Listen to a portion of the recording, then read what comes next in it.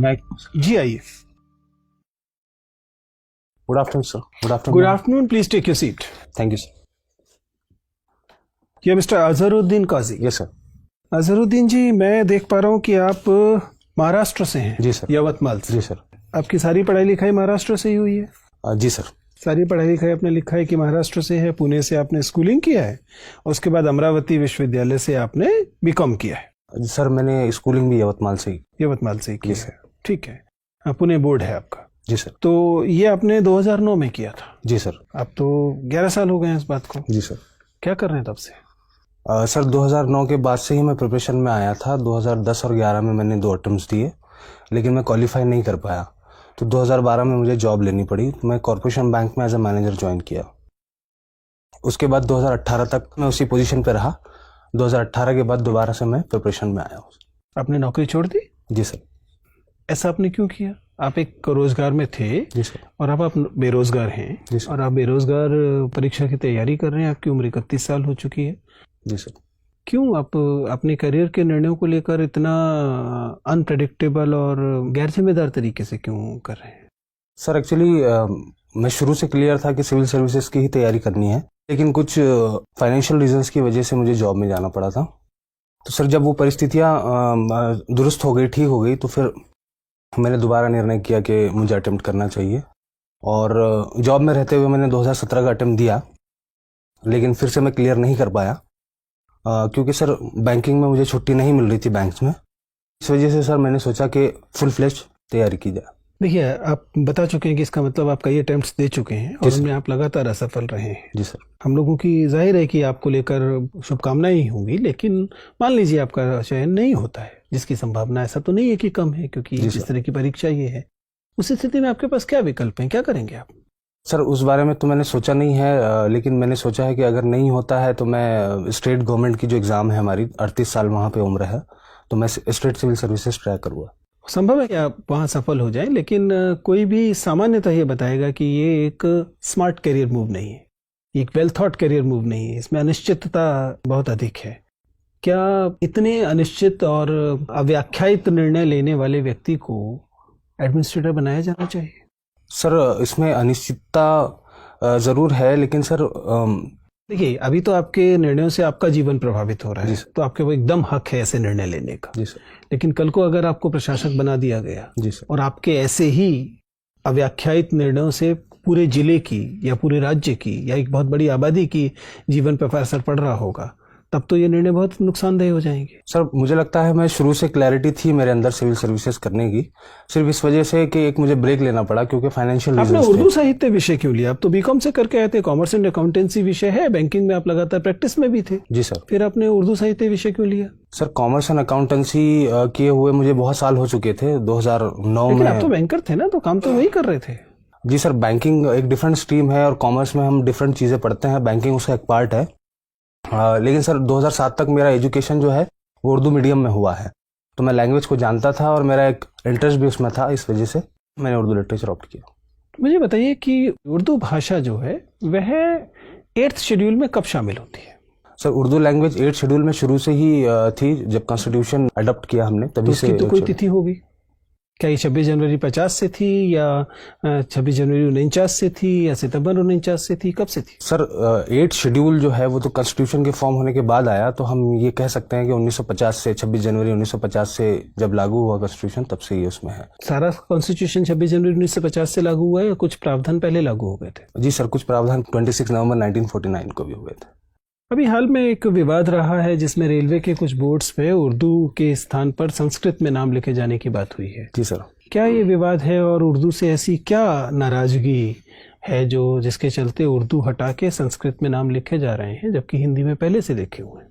Sir ये नाराजगी का विषय तो नहीं है, उत्तराखंड की ये घटना है। उत्तराखंड में रेलवे स्टेशन के ऊपर में इंग्लिश हिंदी के अलावा उर्दू के अंदर में भी साइन बोर्ड्स और नाम लिखे हुए थे। चूँकि यूपी की एक ऑफिशियल लैंग्वेज थी उर्दू, इस और उत्तराखंड जो है एस्टवाइल यूपी का पार्ट था, इस वजह से वहाँ पे उर्दू लिखी हुई थी।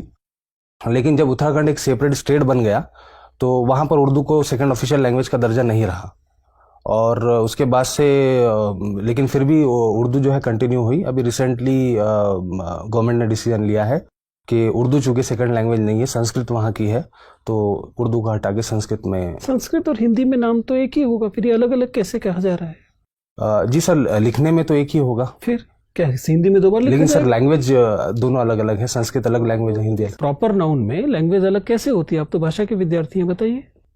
सर क्या देहरादून को देहरादूनम का है क्या कहने लगेंगे संस्कृत में?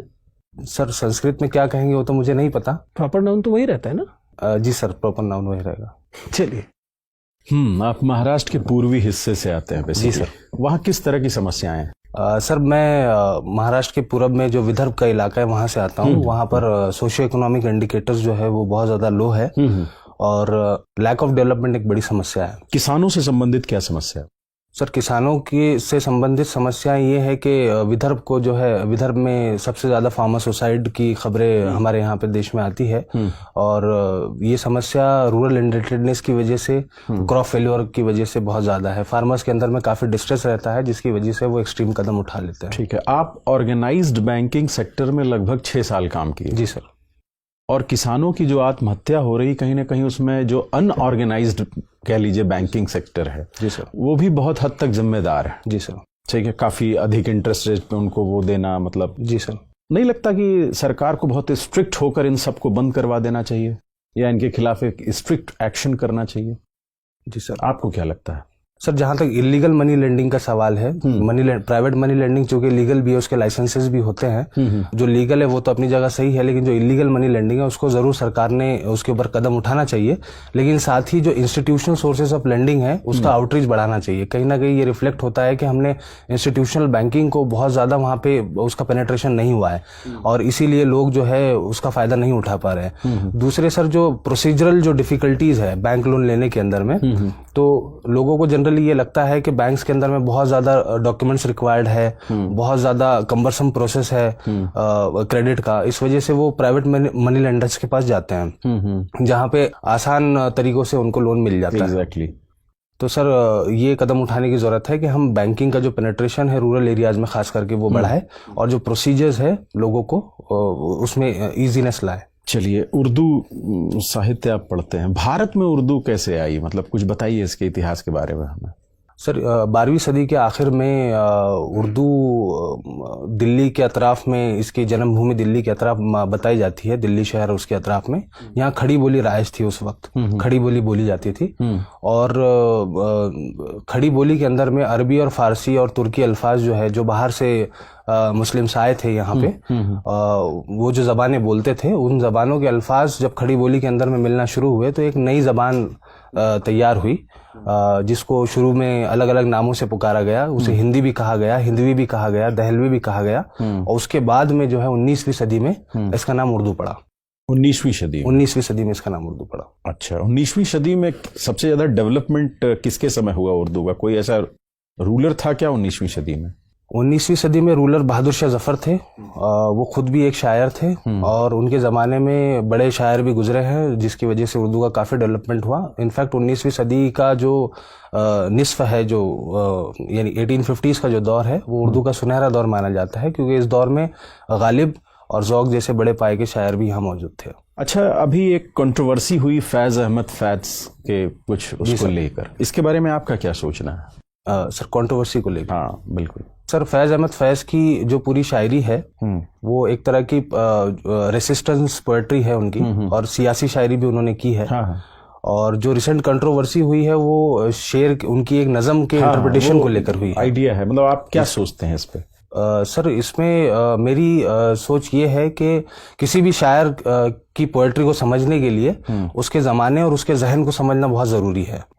हम एक नज़म का लिटरल मीनिंग ना लेते हुए उसको ये देखना चाहिए कि शायर ने किस कंटेक्स्ट में वो बात कही है और शायर की पूरी पोएट्री का जो मजमून है वो क्या है। ठीक है, एक अंतिम सवाल मेरा आप बता दीजिए कि अभी सर जैसा पूछ रहे थे कि नाम बदला जा रहा है कई जगह, जैसे इलाहाबाद को प्रयागराज कर दिया गया, ऐसे कई जगह नाम बदले जा रहे हैं। जी सर। ठीक है, आप कहाँ तक उचित समझते हैं, क्या ऐसा किया जाना चाहिए? सर जहाँ तक नाम बदलने का सवाल है तो नाम ये पहली बार ऐसा नहीं हुआ है कि नाम बदले जा रहे हैं, हर जमाने में नाम नहीं, वो तो बदलते ठीक रहे है। हैं, पॉपुलर आप- रूलर्स ने हाँ। नाम बदले हैं और लोगों की जब पॉपुलर डिमांड होती है तो ऐसा रूलर्स करते हैं, ऐसा गवर्नमेंट्स ने किया है। सर मेरी इसमें राय ये है कि जो इसका दूसरा पहलू है, जो एडमिनिस्ट्रेटिव एक्सपेंसेस इसके अंदर में इन्वॉल्व है, कहीं ना कहीं उनको भी सोचा जाना चाहिए। ठीक, thank you. Azharuddin, ji sir. ये बताइए कि आपकी 3 क्वालिटी कौन कौन सी है जिसकी वजह से आईएएस बनना चाहिए? सर चूंकि मैं स्पोर्ट्स बैकग्राउंड का रहा हूँ तो एक टीम वर्क और परसिवरेंस, मैं काफ़ी समय से तैयारी में हूँ। तीसरी चीज़ सर कंपैशन। बहुत समय से आप तैयारी में लगे हुए हैं, जी सर। तो इसको आप गुण मानते हैं या दोष मानते हैं? सर ये गुड और बैड के टर्म्स में तो मैं कैटेगराइज नहीं कर पाऊंगा। मैं क्यों नहीं कर पाएंगे? क्योंकि आपका मामला है। किसी और का मामला होता तो कैटेगराइज कर पाते आसानी से। नहीं सर, किसी भी आपके- चीज़ को कैटेगराइज करने से पहले उसके पीछे की वजह जानना बहुत ज़रूरी है। तो मेरा ये मानना है कि अगर किसी चीज़ में मुझे टाइम लग रहा है और उसके बावजूद मैं अगर उस चीज़ को परसू कर रहा हूँ तो ये मेरे लिए गुड है। ओके, ठीक है। आप विदर्भ से आते हैं जो कि एक ड्राउट प्रोन एरिया है महाराष्ट्र का, जी सर। है ना, सूखा प्रवण क्षेत्र है। ड्राई फार्मिंग क्या होती है? ड्राईलैंड फार्मिंग से आपको क्या समझ आता है? सर ड्राईलैंड फार्मिंग जो हमारे जो रेनफेड एरियाज है, जहाँ पर इरिगेशन की फैसिलिटीज़ नहीं है, उन एरियाज में जो फार्मिंग होती है उन्हें हम ड्राईलैंड फार्मिंग कहते हैं। जहाँ पे रेनफॉल बहुत कम होती है, कुछ 100 सेंटीमीटर के नीचे अगर टेक्निकल डेफिनेशन पे जाए, और वहाँ पे इस तरह की क्रॉप्स उगाई जाती है जो जिसमें ज़्यादा पानी की खपत ना हो। जैसे कि सर जो हमारे पल्सेस है, बाजरा है, रागी है, इस तरह की जो क्रॉप्स है। लेकिन आप ही के Millets पास एक डिस्ट्रिक्ट है नागपुर, उसके संतरे बड़े प्रसिद्ध हैं। जी। ऐसी कौन सी कंडीशन, यावतमाल से नागपुर की कौन सी कंडीशन ऐसी है जो डिफरेंट है, जिसकी वजह से नागपुर में संतरों का न केवल उत्पादन होता है बल्कि भारत के सबसे बेस्ट क्वालिटी के संतरे होते हैं? जी सर, एक्चुअली विदर्भा की ये जो डिस्ट्रिक्ट है, यवतमाल मेरा डिस्ट्रिक्ट और नागपुर डिस्ट्रिक्ट, यहाँ पे पानी की समस्या बहुत ज़्यादा नहीं है। यहाँ पे रेनफॉल जो है वो 100 सेंटीमीटर से ज़्यादा होती है। मसला यहाँ पे स्टोरेज का है। यहाँ पे इरिगेशन फैसिलिटी और स्टोरेज फैसिलिटीज अवेलेबल नहीं है। और नागपुर क्योंकि थोड़ा प्लेन रीजन में आता है तो वहाँ पे पानी की बहुत ज़्यादा कमी नहीं होती, इस वजह से वहाँ पे हॉर्टिकल्चरल क्रॉप्स बहुत ज़्यादा होती है। ठीक है। यावतमाल प्लेन एरिया क्यों नहीं है? सर यवतमाल जो है वो हिली एरिया रहा है और ब्रिटिश टाइम से इसे एक हिल स्टेशन में कैटेगराइज किया गया। कौन सा हिल है वहाँ पे? सर सतमाला हिल का पार्ट है। सतमाला हिल्स की जो चेन आ रही है वो नॉर्थन महाराष्ट्र में, वो उसी का पार्ट है यवतमाल। सतमाला के अलावा और कौन कौन से डेक्कन प्लेटों पे हिल चेन है? सर अजंता है। इनको उत्तर से दक्षिण की ओर आप क्रमानुसार सजा सकते हैं क्या? डेक्कन में सर? हाँ, डेक्कन में हरिश्चंद्र, बालाघाट, अजंता और सतमाला को। जी सर। सर जो क्रोनोलॉजी आपने बोली है शायद वही है, हरिश्चंद्र। तो इधर है, सबसे उत्तर में है। जी सर, एमपी में। अच्छा। उसके बाद में बालाघाट जो टच होता है महाराष्ट्र से नागपुर रीजन को।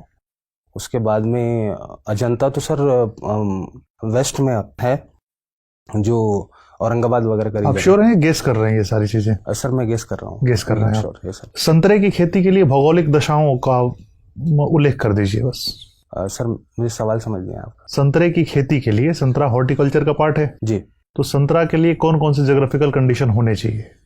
सर संतरे की खेती के लिए बेसिकली ट्रॉपिकल रीजन होना चाहिए, ट्रॉपिकल क्लाइमेट होना चाहिए। वो तो ठीक है, कंडीशन टेम्परेचर कितना होना चाहिए, वर्षा कितनी होनी चाहिए, मिट्टी कैसी होनी चाहिए? सर टेम्परेचर जो है 20 से 30 डिग्री सेल्सियस के दरमियान होना चाहिए और रेनफॉल जो है वो 100 to 150 सेंटीमीटर वहाँ पे होनी चाहिए। ठीक है। और मिट्टी तो सर क्योंकि डेक्कन में ज़्यादातर काली मिट्टी पाई जाती है, रिगर्ड सॉइल पाई जाती है, तो मैं तो क्या कारण है कि संतरा केवल नागपुर में उगाया जाता है, देश के किसी अन्य क्षेत्र में इतनी व्यापक खेती नहीं होती इसकी? सर यही एक कारण हो सकता है कि जो क्लाइमेटिक कंडीशंस है वो संतरे के लिए वहाँ पे बहुत ज़्यादा सूटेबल तो ये तो कंडीशन जो वर्षा और टेम्परेचर बता रहे हैं देश के बहुत सारे भागों में पाई जाती है। हमारे देश की विशेषता यही है। 100 सेंटीमीटर वर्षा, 18 से 20 डिग्री टेम्परेचर। जी सर। देश का बहुत बड़ा हिस्सा आता है इस क्लाइमेटिक कंडीशन में। सॉरी सर, रिकॉल नहीं कर पा रहा हूँ। अच्छा, ठीक है। विदर्भ से हैं आप, विदर्भ का क्या मतलब है? मैम विदर्भ का जो नाम है वो क्यों रखा गया? एक पुरानी रियासत पे मबनी है। मतलब विदर्भ जो है उसका उल्लेख महाभारत और रामायण में भी रहा है। ये एक सल्तनत हुआ करती थी विदर्भ, वहीं से इसका नाम आया। क्या मध्य प्रदेश के कुछ जिले विदर्भ में आते हैं? जी मैम, विदर्भ जब हम विदर्भ कहते हैं, क्या आप महाराष्ट्र का ही हिस्सा लेंगे या महाराष्ट्र के ही जिले देखेंगे, या विदर्भ में मध्य प्रदेश के भी कुछ जिले हैं? मैम, एक महाविदर्भ एक टर्मिनोलॉजी है जिसके अंदर में महाराष्ट्र के और महाराष्ट्र का प्रेजेंट विदर्भ और एमपी के कुछ जिले आते हैं जो लगे हुए हैं विदर्भ से, महाराष्ट्र के विदर्भ से वो, लेकिन उसे हम महाविदर्भ कहते हैं। और विदर्भ की जो टर्मिनोलॉजी है वो सिर्फ और सिर्फ हम महाराष्ट्र के कंटेक्स्ट में इस्तेमाल करते हैं। आपने कहा कि महाराष्ट्र में और स्पेशली आपके एरिया में पानी की इतनी समस्या नहीं है जी। फिर भी क्या मूल कारण समझते हैं कि विदर्भ में ही सबसे ज्यादा किसानों ने आत्महत्या की? मैम, वही इरिगेशन फैसिलिटीज़ वहाँ पर नहीं है, जो इंफ्रास्ट्रक्चर होना चाहिए खेती के लिए वो सारी चीज़ें नहीं है। दूसरा एक रीज़न ये है कि वहाँ पर कैश क्रॉप्स उगाई जाती है। फार्मर्स जो है वो बेसिकली कॉटन उगाते हैं, और जब कॉटन और रूरल इंडिपेंडेंस बहुत ज़्यादा है, और कॉटन जब फेल हो जाती है और वो लोग जब रिपे नहीं कर पाते मनी लेंडर्स को, तो एक तरह का डिस्ट्रेस फार्मर्स के अंदर में डेवलप हो जाता है, जिसकी वजह से वो आत्महत्या कर लेते हैं। बीटी क्रॉप सुना है आपने? जी। What are BT crops? क्या है BT crops? Biotechnologically developed seed है कॉटन का। तो BT stand for biotechnology? No ma'am, BT stands for bacillus thuringiensis। It's a, ये जेनेटिकली मॉडिफाइड एक प्लांट है, बीटी कॉटन। आपने कहा बैसिलस। बैसिलस एक प्लांट है या कोई और जीव है?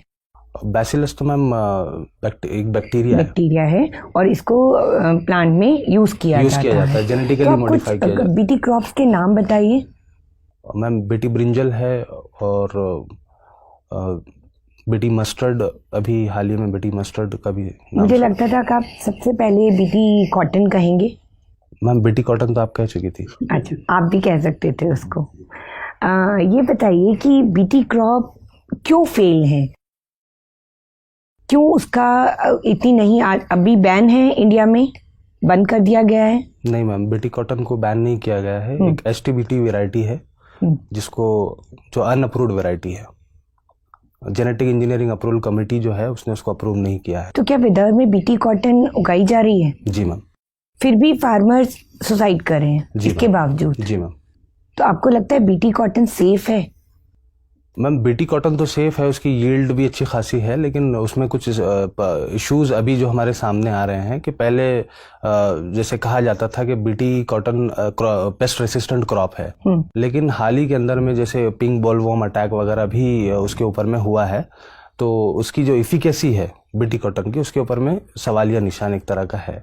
जब किसान एक बीटी कॉटन क्रॉप या कोई और भी क्रॉप ग्रो करता है, तो आपको लगता है कि किसान से इसको ज़्यादा फायदा है या वो कंपनियां जो इनके सीड्स बेच रही हैं उनको फायदा है? मैम, इस तरह की सीड यूज़ करने से फ़ायदा तो दोनों को है। कंपनी को फ़ायदा भी है और किसान को भी फ़ायदा है। कंपनी को फ़ायदा इसलिए है क्योंकि जहाँ तक जेनेटिकली मॉडिफाइड क्रॉप्स का सवाल है, तो इसके ऊपर में एक मोनोपोली है। जो मॉन्सेंटो कंपनी है अमेरिका की, सिर्फ वही इस तरह के सीड्स जो है मार्केट में फ़िलहाल बेच रही है, और फार्मर को ये फ़ायदा है कि उसकी जो यील्ड्स है और जो पेस्ट से जो बचाव है उसका, तो उसमें उसका प्रोडक्शन बढ़ जाएगा। आपको नहीं लगता जब हम वाइल्ड सीड संचय करके रखते हैं तो उनमें भी कई बार म्यूटेशन होता है, वो भी रेजिस्टेंट वैरायटी शो कर सकते हैं अगेंस्ट पेस्ट, कि हमें फिर मॉन्सेंटो की ज़रूरत ही ना पड़े? तो आप किसके फेवर में हैं? किसान वाइल्ड सीड को संचय करके रखे या मॉन्सेंटो जैसे जेनेटिकली मॉडिफाइड क्रॉप को यूज़ करे? मॉन्सेंटो ने इतना सीड प्रोवाइड करा है, मॉडिफाइड क्रॉप्स हैं, फिर भी किसान संतुष्ट नहीं है। जी मैम। तो आप एक किसान को क्या सलाह देना चाहेंगे? मैम, चूँकि जेनेटिकली मॉडिफाइड जो क्रॉप है उसकी यील्ड ज़्यादा अच्छी है और फार्मर्स की इनकम उससे काफ़ी इंक्रीज हुई है, इस वजह से मैं सलाह यही देना चाहूँगा कि बीटी कॉटन को इस्तेमाल किया जाए, लेकिन उसके अंदर जो ड्रॉबैक्स है, जो हाल ही के अंदर में जो पेस्ट रेसिस्टेंस उसके अंदर में जो पेस्ट का जो अटैक्स उसके ऊपर में हो रहा है और रेसिस्टेंस ख़त्म हो रहा है, तो उसके अंदर में सुधार लाने की ज़रूरत है। और साथ ही ये जो बीटी का जो मार्केट है, जो जेनेटिकली तो मतलब उस सुधार के लिए किसान इंतजार करे? नहीं मैम, किसान तो उस चीज़ के लिए इंतजार नहीं कर सकता, लेकिन शॉर्ट टर्म के अंदर में अगर उसको अपने रेवेन्यूज इंक्रीज करना है तो उसके पास इसके अलावा कोई ऑप्शन भी नज़र नहीं आता, क्योंकि इसमें उसके इनपुट कॉस्ट काफ़ी कम हो जाती है। हजरुद्दीन, Yes, आपने अपनी हॉबीज इंटरेस्ट में लिखा है watching web series. yes, ma'am. कौन सी है आपकी फेवरेट? मैम रिसेंटली मैंने एक rise of the empires Ottomans एक सीरीज Ottomans देखी पे है, देखी वो है। मेरी फेवरेट है। ठीक है। ये वेब सीरीज जो है एक जिन एप्स पे आती हैं उनको एक पर्टिकुलर टर्मिनोलॉजी के साथ बुलाया जाता है, जी मैम, क्या है वो? Over the top services over platform. The top services. क्या है ये, इनको ओवर द टॉप सर्विसेज क्यों बोला जाता है? मैम जो ट्रेडिशनल जो जरिए है जैसे टीवी और सैटेलाइट, ये जो जरिए है कम्युनिकेशन, मीडिया कम्युनिकेशन के, या तो इससे हटकर ये एक सर्विस प्रोवाइड करते हैं उसको बाईपास करके, इस वजह से इनको ओवर द टॉप सर्विसेज कहते हैं। जो इंटरनेट सर्विस प्रोवाइडर्स है वो ये सर्विस देते हैं। अच्छा। एंड अगर हम इनकी वेब सीरीज़ के एडवांटेजेस और डिसएडवांटेजेस देखें तो क्या आप मेजर करेंगे किस साइड बैलेंस टिल्टेड है, एडवांटेजेस या डिसएडवांटेजेस? मैम इसके एडवांटेजेस भी काफ़ी है और कुछ डिसएडवांटेजेस भी है। एडवांटेजेस में जैसे जो क्रिएटिव कंटेंट है वो वीवर्स के सामने आ रहा है। वीवर्स के पॉइंट ऑफ व्यू से मुझे एडवांटेजेस और डिसएडवांटेज, क्रिएटिव कंटेंट उसके सामने आता है। दूसरी चीज़ ये है कि इसमें जो वेब सीरीज़ जिस तरह की बन रही है उसमें बहुत ज़्यादा रियलिटी से क्लोज वेब सीरीज़ कंटेंट हमारे सामने आ रहा है, तो एक तरह से समाज को समझने के लिए, समाज की रियलिटीज़ को समझने के हिसाब से भी ये काफ़ी फ़ायदेमंद है। दूसरा इसके एस्थेटिक पर्पज़ है। जब जिस तरह की हमारी लाइफ फास्ट हो गई है तो इसमें एक एंटरटेनमेंट का जरिया है और इसके अंदर में ईज़ है चूँकि। ठीक है। और डिसएडवांटेजेस? डिसएडवांटेजेस मैम इसमें ये है बेसिकली यूथ्स के लिए ये है कि बहुत ज़्यादा कुछ सीरीज़ के अंदर में, इसके अंदर में वायलेंस और अब्यूजिव लैंग्वेज और न्यूडिटी को लेकर डिसएडवांटेजेस है।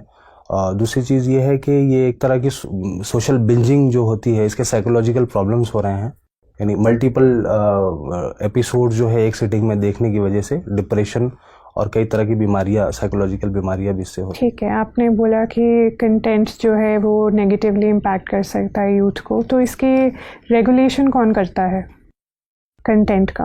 मैम इसके रेगुलेशन के लिए कोई एक्सटर्नल एजेंसी तो नहीं है, ये सेल्फ रेगुलेशन पे बेस्ड है। ओके। आप कॉर्पोरेशन बैंक में काम कर चुके हैं। जी मैम। मुझे बताइए कॉर्पोरेशन बैंक नेशनलाइज कब हुआ था? मैम कॉर्पोरेशन बैंक नेशनलाइज हुआ 1980 में। 1980 में। जी। एंड आपको लगता है the nationalisation was a good step, एक कामयाब रहा वो? जी मैम। मैम एक्चुअली जिस वक्त नेशनलाइजेशन किया गया था उस वक्त जो मोटिव्स थे नेशनलाइजेशन के वो ये थे कि बैंकिंग का जो आउटरीच है वो ज़्यादा से ज़्यादा लोगों तक पहुँचे, जिसे हम फाइनेंशियल इंक्लूजन कहते हैं, और फाइनेंशियल इंक्लूजन के पॉइंट ऑफ व्यू से ये एक अच्छा कदम रहा था। दूसरा ये था कि हमारे जो सेक्टर्स थे, कुछ सेक्टर्स ऐसे थे जिन्हें हैंड होल्डिंग की ज़रूरत थी, तो चूँकि नेशनलाइज बैंक का one of the objective socio economic welfare भी है, इस वजह से भी उनका उस एस्पेक्ट से भी नेशनलाइजेशन बहुत ज़रूरी था। जैसे एमएसएमईज़ में और एग्रीकल्चर में जो हमने क्रेडिट सपोर्ट दिया है, शायद हम प्राइवेट बैंक्स की मदद से उतना सपोर्ट उसको नहीं दे पाते। राइट। मुझे बताइए अगर यूएस, रशिया और चाइना में प्रायोरिटाइज, मतलब एक रैंकिंग देनी हो कि इंडिया की फॉरेन पॉलिसी का फोकस और प्रेफरेंस किसको होनी चाहिए, रैंकिंग अगर आप दे सकते हैं तो, US, Russia and China. Ma'am foreign policy जो हमारी होती है उसका बेसिक ऑब्जेक्टिव स्ट्रैटेजिक इंटरेस्ट होता है, तो इसमें रैंक देना मेरे हिसाब से मुनासिब नहीं होगा।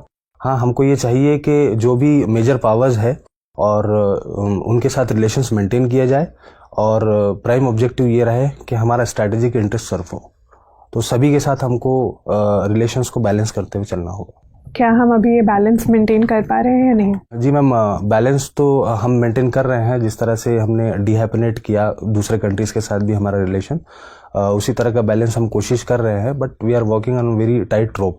जो ट्रेडिशनल हमारे जो रशिया जो हमारा ट्रेडिशनल लाई रहा है और उससे कहीं ना कहीं थोड़े बहुत रिलेशंस हमारे अभी पीछे गए हैं और हम अमेरिका की तरफ हमारा झुकाव कुछ अभी रिसेंट टाइम्स में ज़्यादा हुआ है, लेकिन फिर भी हम डिफेंस टाइज और अदर टाइज, टेक्नोलॉजिकल टाइज जो है रशिया से मेंटेन किए हुए हैं और बैलेंस कर रहे हैं। ठीक है, मेरा आखिरी सवाल आपसे कि एक टर्म यूज़ होता है, उसको बोलते हैं फतवा पॉलिटिक्स। फतवा पॉलिटिक्स क्या है ये? मैम मुझे फतवा तो पता है, फतवा पॉलिटिक्स किस? मे बी कभी जब मतलब एक रिलीजियस इंस्टीट्यूशन के थ्रू पॉलिटिकली इंस्पायर्ड फतवाज इशू करे जाते जी, हैं, उसकी प्रैक्टिस। Thank you. तो क्या आपको लगता है कि हाँ ये प्रेवलेंट है या ये नहीं है प्रेवलेंट? इस तरह की चीज़ तो मैंने कभी सुनी नहीं है, तो नहीं, ये सुना है आपने कि पॉलिटिकली इंस्पायर्ड फतवाज इशू करे जाते हैं इमाम्स के द्वारा? नहीं मैम, सुना नहीं। ये नहीं सुना है।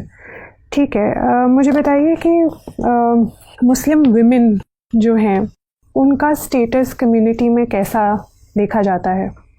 मैम कम्युनिटी में मुस्लिम वुमेन का जो स्टेटस है वो इक्वल ट्रीट किया जाता है, इक्वालिटी वाला स्टेटस है। और रिसेंट टाइम्स में इसकी झलक हम जो डिफरेंट प्रोटेस्ट हो रहे हैं कंट्रीज के अंदर में, जिसमें leading role Muslim women play कर रही है, उसमें भी हम देख सकते हैं कि जो एक इमेज बनी हुई थी मुस्लिम वुमेन की कि उनको घर में रखा जाता है, उनको पर्दे में रखा जाता है और उनको इक्वल ट्रीटमेंट नहीं दिया जाता है, तो वो जो एक नेगेटिव इमेज थी वो कहीं ना कहीं दुरुस्त हुई है।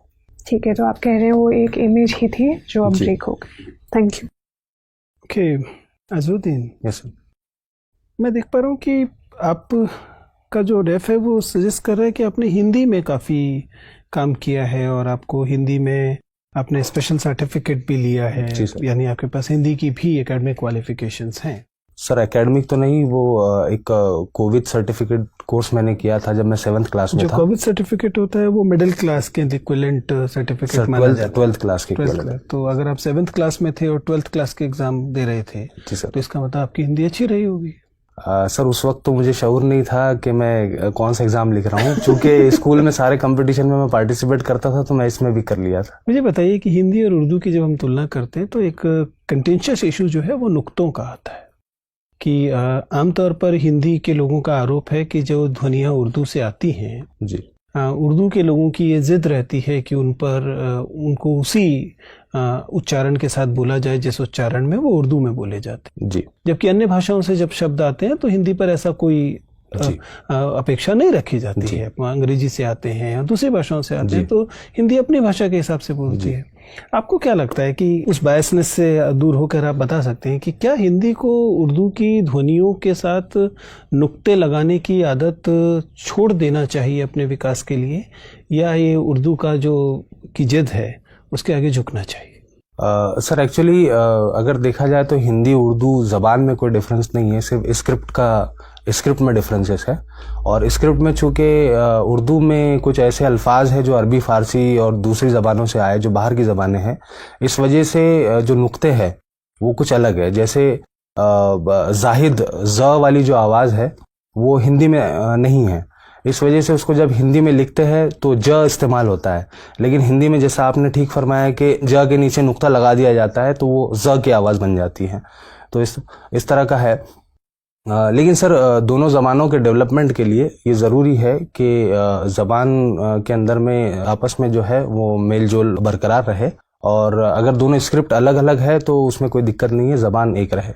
अच्छा, एक चीज़ बताइए, आप तो खिलाड़ी भी हैं, आप लगातार खेल में सक्रिय रहे हैं। हाल में भारत की एक कबड्डी टीम को लेकर काफ़ी विवाद रहा है कि वह बिना अनुमति के पाकिस्तान चली गई, और भारत की सरकार ने इस बात पर खेल संघ से आपत्ति दर्ज की है और खेल संघ ने पाकिस्तान से आपत्ति दर्ज की है, लेकिन पाकिस्तान में वह कबड्डी की टीम फिर भी भारतीय टीम की तरह शामिल हुई है। क्या विवाद है और आपको क्या लगता है कि ऐसा क्यों हो पाया कि भारत की एक टीम विदेश चली गई और भारतीय लोगों को पता भी नहीं लगा? सर मैंने इसके बारे में सुना नहीं है। चलिए कोई बात नहीं, मुझे आपसे बात करके अच्छा लगा, आप जा सकते हैं। Thank you sir, thank you.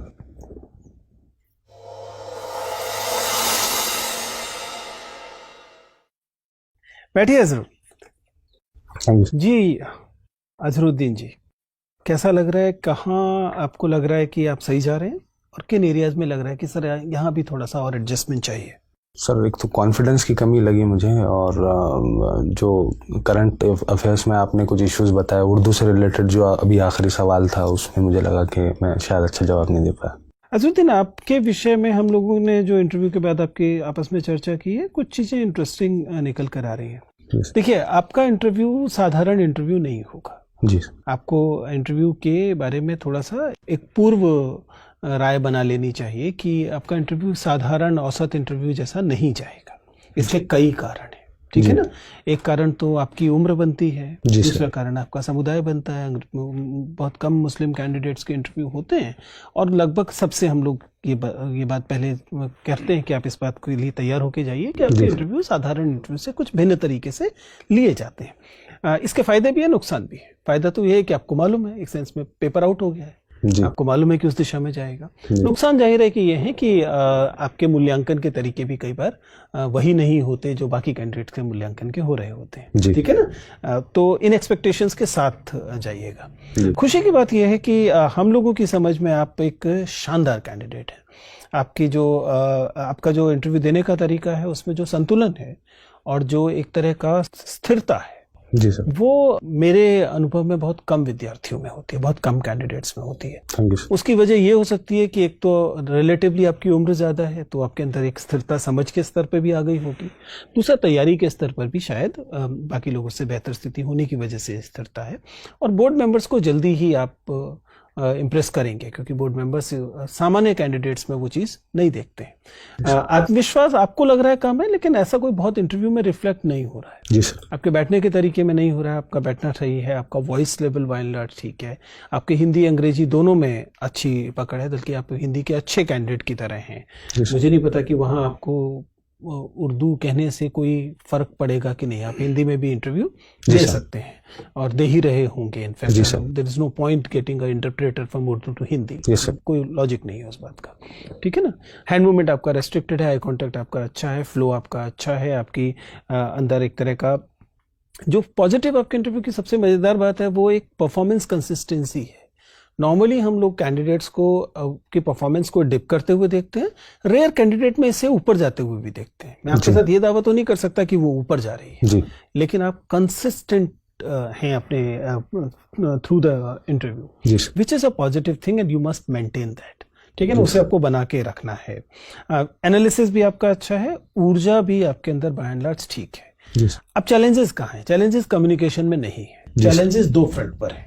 एक मतलब दोनों ही चैलेंजेस एक ही चीज से इमर्ज कर रहे हैं। वो ये है कि आपको बोर्ड मेंबर्स के अंदर जो प्रेजुडिसेस होंगे उनसे टकराना होगा। ये प्रेजुडिसेस आपकी एज को लेकर होंगे और ये प्रेजुडिसेस हो या व्यक्त हो या ना हो, कभी कभी कम्युनिटी को लेकर होंगे, ठीक है ना। जो एज को लेकर का प्रेजुडिसेस है वो इस सेंस में होंगे कि अब इतनी उम्र हो गई है, इतने साल नौकरी करके आया, मोल्ड करना पॉसिबल नहीं है। तो आपको वो एनर्जी दिखानी है एंड विलिंगनेस टू लर्न दिखानी है। कैसे दिखाएंगे? आपकी चुनौती है। अपने सवालों को इस तरीके से आप बताएंगे जिससे लगे कि आपके अंदर नई चुनौतियों को लेकर उत्साह रहता है। जी सर, ठीक है ना। इस वाले एस्पेक्ट को आप बताएंगे। अगर आपको मौका मिले तो अपनी सर्विसेज के अनुभव जो है उनके आधार पर बताएं या अपने जीवन के अनुभव के आधार पर बताएं, लेकिन ये दिखाएं कि you have this tendency of moulding yourself if necessary. आप बात समझ पा रहे? जी सर। दूसरा जो है वो कम्युनिटी प्रेजुडिसेस को लेकर बात है। मैं ये नहीं कह रहा कि बोर्ड मेंबर एसेंशियली प्रेजुडिस्ड होंगे, लेकिन पास्ट अनुभव बताते हैं कि कभी कभी वो नेगेटिव हो जरूरी नहीं है, कई बार पॉजिटिव भी होते हैं, लेकिन दे व्यू समटाइम डिफरेंटली। तो आपकी जो छवि आनी चाहिए वो प्रोग्रेसिव मुस्लिम वाली छवि आनी चाहिए। बाय एंड लार्ज आती है, लेकिन आपके साथ स्पेसिफिक क्वेश्चन बहुत कम हुए, सिवाय जब फतवा पॉलिटिक्स और विमेन वाला इशू आ रहा था, वहां पर एक इंट्रोस्पेक्शन का एलिमेंट गायब था। आप समझ पा रहे?